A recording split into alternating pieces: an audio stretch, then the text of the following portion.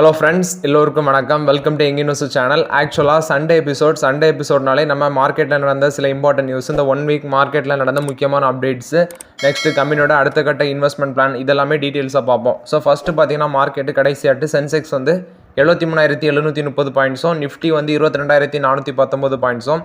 Next gold dollar பார்த்தீங்கன்னா gold வந்து 10 gram gold 24 carrot வந்து 72,760 ரூபா இருக்குது. டாலர் வந்து பார்த்தீங்கன்னா 83 ரூபா 33 காசு அந்த ரேஞ்சில் ட்ரேட் ஆகிட்டு இருக்குது. ஸோ இது வந்து மார்க்கெட் அப்டேட்ஸ். நெக்ஸ்ட்டு பார்த்தீங்கன்னா ஃபாரின் போர்ட்ஃபோலியோ இன்வெஸ்டர்ஸ், ஆக்சுவலாக அந்த FPI அப்படின்னு சொல்லுவாங்க, ஃபாரின் போர்ட்ஃபோலியோ இன்வெஸ்டர்ஸ். இவங்க வந்து நம்மளோட இந்தியன் டொமஸ்டிக் ஈக்விட்டி மார்க்கெட்லேருந்து 6,304 கோடி வந்து இந்த ஏப்ரல் 26 வரைக்கும் வெளியே எடுத்திருக்காங்க அப்படின்னு சொல்லியிருக்காங்க. 6,304 கோடி வரைக்கும் நம்மளோட இந்தியன் ஈக்விட்டி மார்க்கெட்லேயும் சரி, டெப்ட் மார்க்கெட்லேயும் வெளியே எடுத்திருக்காங்க. இந்த செல்லிங் வந்து ஃபாரின் போர்ட்ஃபோலியோ இன்வெஸ்டர்ஸ் ஈக்விட்டி மார்க்கெட்லேயும் பண்ணியிருக்காங்க, டெப்ட் மார்க்கெட்லேயும் பண்ணியிருக்காங்க. காரணம், இந்த யூஎஸோட பாண்ட் டீல்ஸ் வந்து ரைஸ் ஆயிருக்கு அப்படின்னு சொல்லியிருக்காங்க. 10 இயர்க்கான அந்த யூஎஸ் பாண்ட் டீல் பார்த்தீங்கன்னா இப்போ 4.7% ஆட்டுறதுக்கு. ஸோ இது வந்து ஃபாரின் இன்வெஸ்டர்ஸ்க்கு ஒரு அட்ராக்டிவாக இருக்கிறதுனால அவங்க வந்து இந்த ஈக்விட்டி மார்க்கெட், டெப்ட் மார்க்கெட்லாம் இருக்கிற பணத்தை எடுத்து அங்கே போடுறாங்களோ அப்படிங்கிற அப்டேட் கிடச்சிருக்கு. ஸோ இது வந்து ஃபாரின் போர்ட்ஃபோலியோ இன்வெஸ்டர்ஸ் வந்து நம்ம ஈக்விட்டி மார்க்கெட்டில் வந்து டெப்ட் மார்க்கெட்டில் வந்து செல்லிங் பண்ணிட்டு இருக்கிறாங்க, யூஎஸோட பாண்டில் ரைஸ் பண்ணுறதுனால. ஸோ இது வந்து ஃபாரின் போர்ட்ஃபோலியோ இன்வெஸ்டர்ஸை பொறுத்த வரைக்கும் அப்டேட்டு. கரண்ட் பார்த்தீங்கன்னா நான் ஆல்ரெடி அப்டேட் கொடுத்துருந்தேன். எஃப்ஐஸும் பணத்தை வந்து லாஸ்ட்டு 6 டேஸ் வந்து கண்டினியூஸாக எடுத்துருந்தாங்க. ஸோ அது நான் முந்தின வீடியோலேயே உங்களுக்கு காமிச்சிருந்தேன் அந்த சார்ட்டை. ஸோ இது வந்து எஃப்ஐஸ் வந்து பணத்தை வெளியே எடுக்கிறாங்க மார்க்கெட்லேருந்து. நெக்ஸ்ட்டு பார்த்தீங்கன்னா யூஎஸோட ஃபெடரல் ரிசர்வ் மீட்டிங் 2 டேஸ் நடக்குது, 2 டேஸ் நடக்குது. ஸோ இந்த மீட்டிங்கில் ரேட் கட்ஸ் குறித்தான முடிவு எடுப்பாங்களா அப்படின்னு பொறுத்துன்னு தான் பார்க்கணும். ஆக்சுவலாக ஏப்ரல் 30 May 1 நடக்குது. ஸோ May 1 2வது நாள் மீட்டிங் எண்டில் தான் அவங்க வந்து அப்டேட்ஸும் சொல்லுவாங்க. ஸோ மேபி இந்த இன்ட்ரெஸ்ட் ரேட் கட்ஸில் வந்து எந்த சேஞ்சும் இருக்காது, அன்சேஞ்சாக தான் இருக்க சான்சஸ் அதிகமாக இருக்குது அப்படின்னு சொல்கிறாங்க. மேபி ஜூனில் நடக்கிற பாலிசி மீட்டிங்கில் 25 பேசிஸ் பாயிண்ட் கட் பண்ணுவாங்க அப்படின்னு சொல்லியிருக்காங்க. ஆக்சுவலாக இப்போ 2 நாள் வந்து ஏப்ரல் 30 1 நடக்குது, May 1 2 நாள் நடக்குது. ஸோ இந்த ஃபெடரல் ரிசர்வ் மீட்டிங்கில் வந்து ரேட் கட்ஸ் இருக்காதுன்னு தான் சொல்கிறாங்க. மேபி ஜூன் மீட்டிங்கில் 25 பேசிஸ் பாயிண்ட் கட் இருக்கும் அப்படின்னு சொல்லி எக்ஸ்பெக்டேஷன் இருக்குது. எக்ஸ்பெக்டேஷன் தான், கன்ஃபார்மாக சொல்ல முடியாது. ஸோ நம்ம பொறுத்துன்னு தான் பார்க்கணும் என்ன அப்டேட்ஸ் வருதுன்னு. நெக்ஸ்ட்டு பார்த்தீங்கன்னா நாளைக்கு மார்க்கெட்டில் ரிசல்ட்ஸ் அனௌன்ஸ் பண்ணுற கம்பெனிலாம் பார்த்தீங்கன்னா டாடா கெமிக்கல்ஸ் முக்கியமான ஒரு கம்பெனி அனௌன்ஸ் பண்ணுறாங்க, ட்ரெண்ட் அனௌன்ஸ் பண்ணுறாங்க, KPIT டெக்னாலஜி அனௌன்ஸ் பண்ணுறாங்க, நெக்ஸ்ட்டு பிர்லா சாஃப்ட் அனௌன்ஸ் பண்ணுறாங்க, வேறு ஜில்லட் இந்தியா அனௌன்ஸ் பண்ணுறாங்க. ஆக்சுவலாக இன்னொரு சில கம்பெனிஸ்லாம் அனௌன்ஸ் பண்ணலாம். ஸோ இது வந்து முக்கியமான கம்பெனிஸ் அனௌன்ஸ் பண்ணுறாங்க நாளைக்கு மார்க்கெட்டில் results. Next RBL bank Q4 result சொல்லியிருக்காங்க. ஆக்சுவலாக நெட் ப்ராஃபிட் பார்த்தீங்கன்னா 30% இன்க்ரீஸ் ஆயிருக்கு, 353 கோடி பண்ணியிருக்காங்க. நெட் இன்ட்ரெஸ்ட் இன்கம் 18% வந்து இன்க்ரீஸ் ஆயிருக்கு இயர் ஆன் இயர் பேசிஸில், 1600 கோடி பண்ணியிருக்காங்க. நெட் இன்ட்ரெஸ்ட் மார்ஜின் 5.45% ஆட் இருக்குது. இதுக்கு முன்னாடி 5.62% ஆட் இருந்துச்சு இயர் ஆன் இயர் பேசிஸில் சொல்கிறேன். நெக்ஸ்ட்டு குவார்டர் ஆன் குவார்டர் இந்த கிராஸ் NPA நெட் NPA பார்த்தீங்கன்னா கிராஸ் NPA 2.65% ஆட் இருக்குது. முந்தின குவார்டரில் 3.12% ஆட் இருந்துச்சு. நெட் NPA 0.74% ஆட் இருக்குது. இதுக்கு முந்தின குவார்டரில் 0.80% ஆட் இருந்துச்சு. இது வந்து RBL பேங்கை பொறுத்த வரைக்கும் Q4 ரிசல்ட்ஸ் அப்டேட்டு. டிவிடன் பார்த்தீங்கன்னா ₹1.50 டிவிடன் கொடுக்குறாங்க. ஸோ வாங்கி பேக்கெட்டுக்கு போட்டுக்கோங்க, இந்த ஷேர் ஹோல்ட் பண்ணுறவங்க. நெக்ஸ்ட்டு ICICI செக்யூரிட்டிஸில் வந்து அப்டேட்டு. ICICI செக்யூரிட்டிஸில் வந்து அப்டேட் என்னென்னா, ICICI பேங்க் வந்து இந்த ICICI செக்யூரிட்டிஸை டீலிஸ்ட் பண்ண போகிறாங்க. ஸோ இந்த ஷேர் வச்சுருக்கவங்களுக்குலாம் ICICI பேங்கோட ஷேர் கொடுப்பாங்க, மேபி அதை அலாகேட் பண்ணுவாங்க. ஸோ பார்த்தீங்கன்னா இப்போது இந்த ICICI செக்யூரிட்டிஸோட மைனாரிட்டி ஷேர் ஹோல்டர்ஸ் வந்து இவங்களுக்கு எதிராட்டு நேஷனல் கம்பெனி லா ட்ரிபியூனலில் NCLTயில் வழக்கு தொடர்ந்துருக்காங்க. காரணம் என்னென்னா, இந்த டீலிஸ்ட் பண்ணுறது மூலமாட்டு மைனாரிட்டி ஷேர் ஹோல்டர்ஸ்க்கு எந்தவித பிரயோஜனமும் இல்லைன்னு நினைக்கிறேன். ஸோ மேபி அவங்களுக்கு எந்த யூஸ் இல்லாதனால தான் இப்படிப்பட்ட வழக்கெல்லாம் தொடருவாங்க. ஸோ அதனால தான் இந்த மைனாரிட்டி ஷேர் ஹோல்டர்ஸ், ஆக்சுவலாக அவங்களோட ஷேர் ஹோல்டர்ஸ் எல்லாமே அப்ரூவல் கொடுக்குறாங்க, பட் இந்த மைனாரிட்டி ஷேர் ஹோல்டர்ஸ் வந்து எதிர்ப்பு தெரிவிக்கிறாங்கன்னு நினைக்கிறேன். ஸோ அதனால நேஷனல் கம்பெனி லா ட்ரிபியூனலில் அந்த டீலிஸ்டிங் ICICI செக்யூரிட்டிஸோட டீலிஸ்டிங் எதிராட்டு வழக்கு தொடர்ந்துருக்காங்க. இது ICICI செக்யூரிட்டிஸில் வந்து அப்டேட்டு. நெக்ஸ்ட்டு பார்த்தீங்கன்னா டெஸ்லா கம்பெனியில் வந்து அப்டேட்டு. ஆக்சுவலாக வேர்ல்டு லெவலில் அவங்களோட கார்ஸுக்குன்னு ஒரு பிராண்ட் வச்சிருக்கேன் அந்த டெஸ்லா கார் கம்பெனி. ஆக்சுவலாக அமெரிக்கன் ஷேர் மார்க்கெட்டில் இந்த ஷேர் வந்து பார்த்தீங்கன்னா ஒரு 10% ஜம்ப் அடிச்சிருக்கு லாஸ்ட் வீக்கில். ஸோ காரணம் என்ன அப்படின்னு பார்த்தீங்கன்னா, லாஸ்ட்டு சில மந்த்ஸு பார்த்தீங்கன்னா அவங்களோட ஷேர் வந்து ஒரு மாதிரி கீழே கிராஷ் ஆகிட்டு தான் ஆகிட்டு போயிட்டு இருந்தது. அவங்களோட ஷேர் வந்து லாஸ்ட்டு சில மந்த்ஸில் வந்து கிராஷிங்கில் தான் போய்ட்டு இருந்து, கீழே மாதிரி தான் போய்ட்டு இருந்து. ஆனால் ரீசெண்டில் அவங்க கொடுத்த சில அப்டேட்ஸ், ஆக்சுவலாக அவங்களோட கார்ஸுக்கு வந்து ரேட் கட் பண்ணியிருந்தாங்க, ரேட்டை கம்மி பண்ணியிருந்தாங்க. நெக்ஸ்ட்டு அவங்களோட கம்பெனியில் வேலை பார்க்குறவங்களுக்கு லே ஆஃப் பண்ணியிருந்தாங்க, சில ஆட்களை வந்து வேலையை விட்டு தூக்கிட்டாங்க. நெக்ஸ்ட் அது மட்டும் இல்லாமல் நியூவாட்டு நிறைய கார் இன்ட்ரடியூஸ் பண்ணி அடுத்த வருஷம் சேல் பண்ணுவோம், அதாவது நியூவாட்டு நிறைய கார் மேனுஃபேக்சர் பண்ணி அடுத்த வருஷம் மார்க்கெட்டில் சேல் பண்ணும் அப்படிங்கிற அப்டேட் கொடுத்துருந்தாங்க. நெக்ஸ்ட்டு டெஸ்லாவோட நியூ ப்ராடக்ட்ஸ் நிறைய மார்க்கெட்டில் இன்ட்ரடியூஸ் பண்ணும் அப்படிங்கிற அப்டேட்ஸும் கொடுத்துருந்தாங்க. நெக்ஸ்ட்டு பார்த்தீங்கன்னா அவங்களோட சந்தை மதிப்பு இந்த ஒரு வாரத்தில் மட்டும் 50 பில்லியன் அமெரிக்கன் டாலர் அளவுக்கு உயர்ந்திருக்கு அப்படின்னு சொல்கிறாங்க. ஸோ லாஸ்ட் சில மந்த்ஸ் பார்த்தீங்கன்னா 42% வந்து கிராஷே ஃபேஸ் பண்ணிட்டு வந்த சரிவே ஃபேஸ் பண்ணிட்டு வந்த டெஸ்லா நிறுவனம்.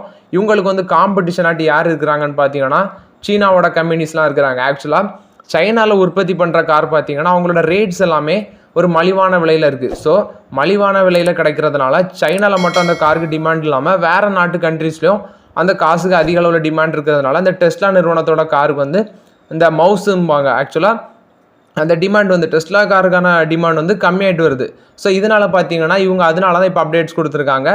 கார் வந்து டெஸ்லா கார் வந்து நாங்கள் மேனுஃபேக்சர் பண்ணுறது மக்கள் வாங்கக்கூடிய அந்த அஃபோர்டபுள் ப்ரைஸில் இன்ட்ரடியூஸ் பண்ணோம் மார்க்கெட்டில் அப்படின்னு சொல்லி ஒரு அப்டேட் கொடுத்ததுனால தான் கார் வந்து நாங்கள் வந்து மக்களுக்கு அஃபோர்டபுள் ப்ரைஸில் ப்ரொடியூஸ் பண்ணோம் அப்படின்னு சொன்னதுனால இன்றைக்கி அது ஒரு பாசிட்டிவ் நியூஸாக எடுத்து மார்க்கெட்டில் வந்து ஒரு 10% ஜம்ப் அடிச்சிருக்கு இந்த டெஸ்லா நிறுவனம். ஸோ இது டெஸ்லா கம்பெனியை பொறுத்தவரைக்கும் அப்டேட்டு. பதஞ்சலி குரூப்பில் வந்து அப்டேட்டு. பதஞ்சலி ஃபுட்ஸு நெக்ஸ்ட் வந்து பதஞ்சலி ஆயுர்வேத் லிமிடெட். பதஞ்சலி ஆயுர்வேத் லிமிடெட் பார்த்தீங்கன்னா அந்த பதஞ்சலி ஃபுட்ஸுக்கு வந்து ஒரு ப்ரொப்போசல் வச்சுருக்காங்க. பதஞ்சலி ஆயுர்வேத் லிமிடெட் வந்து என்ன ப்ரொப்போசல்லாம் அந்த பதஞ்சலி ஆயுர்வேத் லிமிட்டோட நான் ஃபுட் பிஸ்னஸை நீங்கள் வந்து அக்யூர் பண்ணுங்க அப்படின்னு சொல்லி பதஞ்சலி ஃபுட்ஸுக்கு ஒரு ப்ரொப்போசல் வச்சுருக்காங்க. ஸோ இதுக்கு பதஞ்சலி ஃபுட்ஸோட போர்டு வந்து இன் பிரின்சிபல் அப்ரூவல் கொடுக்குறாங்க. நெக்ஸ்ட் வந்து பார்த்தீங்கன்னா இவங்க அது குறித்து டிஸ்கஸ் பண்ணுவாங்க அவங்களோட போர்டு மீட்டிங்கில். நெக்ஸ்ட் அவங்களோட ஆடிட் கமிட்டி முடிவெடுப்பாங்க. Due diligence, appointment professional, negotiation இந்த மாதிரிப்பட்ட டீட்டெயில்ஸ் எல்லாமே டிஸ்கஸ் பண்ணுவாங்க இவங்களோட auditing committee and board member. So இது குறித்து முடிவு எடுத்துட்டு பதஞ்சலி ஃபுட்ஸ் வந்து இந்த பதஞ்சலி ஆயுர்வேத் லிமிட்டோட ப்ரொபோஷனல் சொன்ன மாதிரி இந்த நான் ஃபுட் பிஸ்னஸ் அக்யூர் பண்ணலாமா எப்படின்ட்டு இப்போதைக்கு இன் பிரின்சிபல் அப்ரூவல் கொடுத்துருக்காங்க. ஸோ இதுக்கு முன்னாடி பார்த்தீங்கன்னா இந்த பதஞ்சலி ஃபுட்ஸு இது மாதிரி பதஞ்சலியோட சப்சிடரிட்டு வந்து நிறைய அக்யூர் பண்ணியிருக்காங்க. ஆக்சுவலாக Patanjali natural biscuit private limited வந்து பிஸ்கட் பிஸ்னஸை வாங்கியிருக்காங்க. 60.3 கோடிக்கு மே 2021 வாங்கியிருக்காங்க. Next noodles and breakfast serial பிஸ்னஸை 3.50 கோடிக்கு 2021 வாங்கியிருக்காங்க. நெக்ஸ்ட்டு ஃபுட் பிஸ்னஸை மே 2022 வாங்கியிருக்காங்க. மே 2022 690 கோடிக்கு பதஞ்சலி ஆயுர்வேத் லிமிடெட் வந்து இந்த பதஞ்சலி ஃபுட்ஸ் வாங்கியிருக்காங்க. ஸோ ஆல்ரெடி இவங்க வந்து இந்த மாதிரிப்பட்ட இதெல்லாம் வாங்கியிருக்காங்க. இந்த மாதிரி பிஸ்னஸ் எல்லாமே வாங்கியிருக்காங்க. ஸோ இப்போ மறுபடியும் ஒரு ப்ரொபோஷனல் வச்சுருக்காங்க. ஸோ இந்த ப்ரொபோசல் அவங்க அக்செப்ட் இப்போதைக்கு இன் பிரின்சிபல் அப்ரூவல் கொடுத்துருக்காங்க. மேபி ஃபியூச்சர் அப்டேட்டு அவங்க போர்டிலலாம் டிஸ்கஸ் பண்ணிட்டு எடுப்பாங்க. நெக்ஸ்ட்டு பார்த்தீங்கன்னா இந்தியாவில் ஐடி கம்பெனிஸ் அவங்களோட ரிசல்ட்ஸ் அனௌன்ஸ் பண்ணிட்டு வராங்க. ஸோ இப்போ வந்து ஒரு அப்டேட் வந்திருக்கு. குறிப்பாட்டு இந்த நிஃப்டி 50 லிஸ்ட் ஆகிருக்கிற ஸ்டாக்ஸு குறிப்பாட்டு இந்த டிசிஎஸ், இன்ஃபோசிஸ், ஹெச்எல்டெக்கு, விப்ரோ, டெக் மஹிந்திரா, எல்டிஎம் என்ட்ரி இவங்க பார்த்தீங்கன்னா லாஸ்ட் 6 to 7 இயர்ஸில் ஒரு ஸ்லோவஸ்ட் க்ரோத்தை தான் காமிச்சிருக்காங்க அப்படின்னு அப்டேட் கொடுத்துருக்காங்க. டோட்டலாட்டு இந்த 6 கம்பெனியுமே நிதியாண்டு 24 6.8 lakh crore தான் ரெவன்யூ காமிச்சிருக்காங்க. பார்த்தீங்கன்னா இந்த நிதியாண்டு 24 6 கம்பெனிஸுமே 6.8 lakh crore ரெவன்யூ காமிச்சிருக்காங்க. ரெவன்யூ பண்ணியிருக்காங்க. 5% இன்க்ரீஸ் ஆயிருக்கு. அதே நிதியாண்டு 23 19% இன்க்ரீஸ் ஆயிருக்கு. நான் சொல்லுறது இந்த 6 கம்பெனியோட டோட்டல் ரெவன்யூ நிதியாண்டு 24.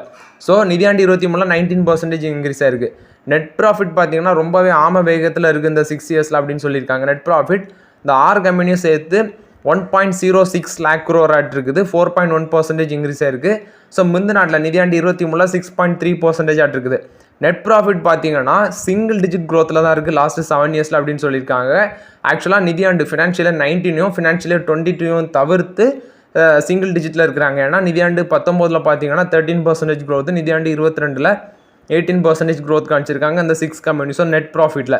ஆக்சுவலாக இந்த டிசிஎஸும் இன்ஃபோசிஸும் எடுத்துட்டோன்னா இந்த கம்பெனி இந்த மிச்சம் இருக்கிற குறிப்பாடு டிசிஎஸ், இன்ஃபோசிஸ், ஹெச்எல்டெக், விப்ரோ, டெக் மஹிந்திரா இந்த டிசிஎஸ் இன்ஃபோசிஸ் எடுத்துட்டோன்னா மிச்சம் இருக்கிற 4 கம்பெனி இந்த 4 கம்பெனியுமே எவ்வளோ பண்ணியிருக்காங்கன்னு பார்த்தீங்கன்னா டிசிஎஸும் இன்ஃபோசிஸும் பார்த்தீங்கன்னா 68% வந்து இந்த ப்ராஃபிட்டில் கான்ட்ரிபியூட் பண்ணுறாங்க. நெக்ஸ்ட்டு டோட்டல் ரெவன்யூவில் 60% வந்து இன்ஃபோசிஸ் கான்ட்ரிபியூட் பண்ணுறாங்க. ஸோ இந்த 68% ப்ராஃபிட்டில் எடுத்தோன்னா ரொம்பவே இந்த 4 கம்பெனி வந்து கம்மியாக தான் பண்ணியிருக்காங்க. ஆக்சுவலாக டெக் மஹிந்திராலாம் எனக்கு தெரிஞ்சு 2 குவார்ட்டர் நான் பார்த்தேன் நெகட்டிவ் தான் காமிச்சிருக்காங்க. ஸோ இதான் ஐடி கம்பெனிஸோட அப்டேட்ஸாக இருக்குது.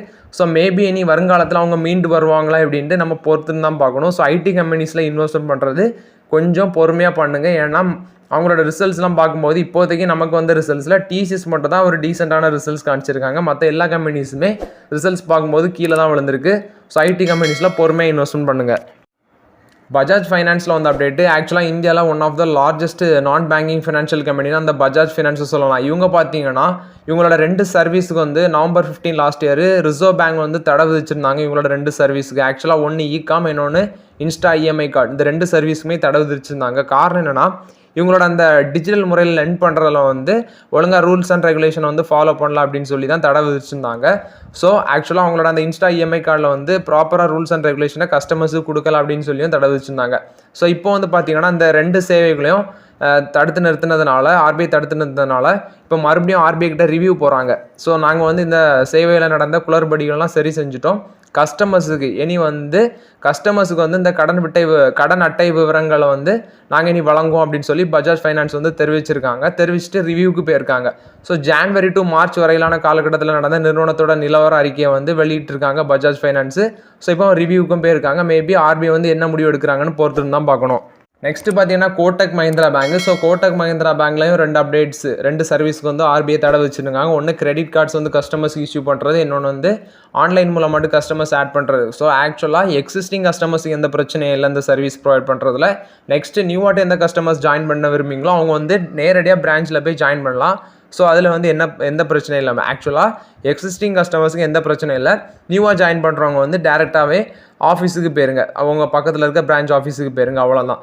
ஸோ இதில் இந்த தடனால எந்தவித பிரச்சனையும் இல்லை. ஸோ எக்ஸிஸ்டிங் கஸ்டமர்ஸுக்கு எந்த பிரச்சனையும் இல்லை. ஸோ இது கோட்டக் மஹிந்திரா பேங்கை பொறுத்தவரைக்கும் அப்டேட்டு. நெக்ஸ்ட் பார்த்தீங்கன்னா சில கம்பெனிஸோட மார்க்கெட் கேபிடலைசேஷன் 1,30,734.57 கோடி மேலே போயிருக்கு. ஆக்சுவலாக 6 கம்பெனிஸோட மார்க்கெட் கேபிடலைசேஷன் மட்டும் இந்த ஒரு வாரத்தில் 1,30,734.57 கோடி மேலே போயிருக்கு. ஸோ இந்த பிஎஸ்சி சென்செக்ஸில் லிஸ்ட் ஆகிருக்கிற கம்பெனிஸ் ஃபஸ்ட்டு இதில் டாப் கெய்னர்ஸ் பார்த்தீங்கன்னா ஐசிஐசிஐ பேங்கும் ஸ்டேட் பேங்க் ஆஃப் இந்தியாவும். ஸ்டேட் பேங்க் ஆஃப் இந்தியா வந்து இந்த ஒரு வாரத்தில் மட்டும் 45,158 கோடி ரேலி ஆயிருக்கு அப்படின்னு சொல்லியிருக்காங்க. ஐசிஐசியோட மார்க்கெட் வேல்யூவேஷன் 28,726 கோடி வந்து இந்த ஒரு வாரத்தில் மார்க்கெட் வேல்யூவேஷன் ரேலி ஆயிருக்கு அப்படின்னு சொல்கிறாங்க. பாரதி ஏர்டெல்லில் 20,747 கோடி ரேலி ஆயிருக்கு. ஐடிஸில் 18,914 கோடி ரேலி ஆயிருக்கு. நெக்ஸ்ட் எல்ஐசியில் 9,487 கோடி ரேலி ஆயிருக்கு. நெக்ஸ்ட் இன்ஃபோசிஸில் 7,699 கோடி ரேலி ஆயிருக்கு அப்படின்னு சொல்லியிருக்காங்க. ஸோ இதில் வந்து லாஸஸ் பார்த்தீங்கன்னா ரிலையன்ஸ் இண்டஸ்ட்ரீஸ் ஃபஸ்ட் இருக்கிறாங்க, 26,115 கோடி அவங்களோட மார்க்கெட் கேபிடலைசேஷனில் இழந்திருக்காங்க. நெக்ஸ்ட்டு ஹெச்டிஎஃப்சி பேங்கும் டிப் ஆயிருக்கு, 16,371 கோடி இழந்திருக்காங்க. டிசிஎஸும் இழந்திருக்காங்க, 5,282 கோடி மார்க்கெட் கேபிடலைசேஷன் இழந்திருக்காங்க. ஹெச்யூஎல் ஹிந்துஸ்தான் யூனிலிவர் லிமிடெட் 2,525 கோடி இழந்திருக்காங்க.